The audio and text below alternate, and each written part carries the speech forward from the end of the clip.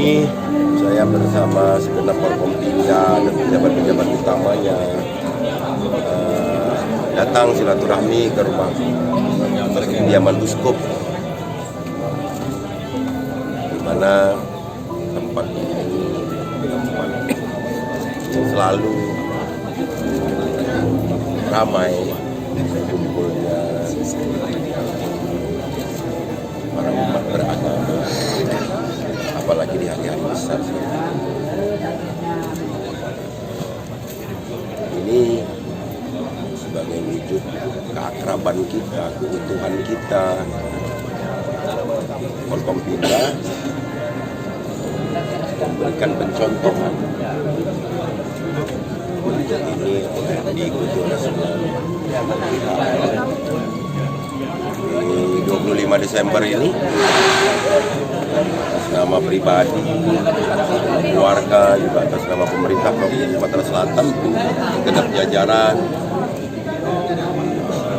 mengucapkan selamat Natal, Tahun Baru.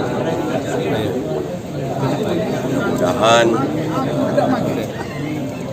kondusivitas yang sudah kita alami selama ini dengan label zero konflik itu tetap terpelihara sebagai modal besar kita untuk membangun daerah yang sangat kita cintai. Dan selalu kita sadari bahwa membangun itu tidak cuma fisik saja. Karena setiap hari Natal kita harus menerjemahkan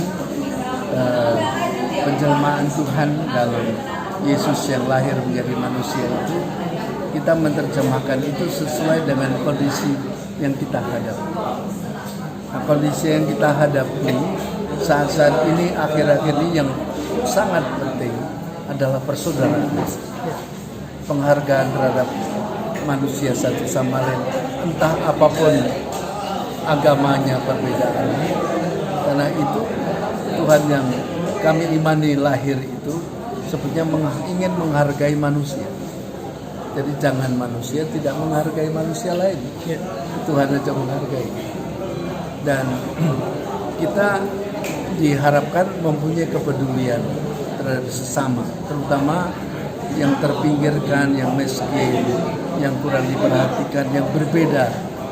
Itu harus mendapat perhatian kita.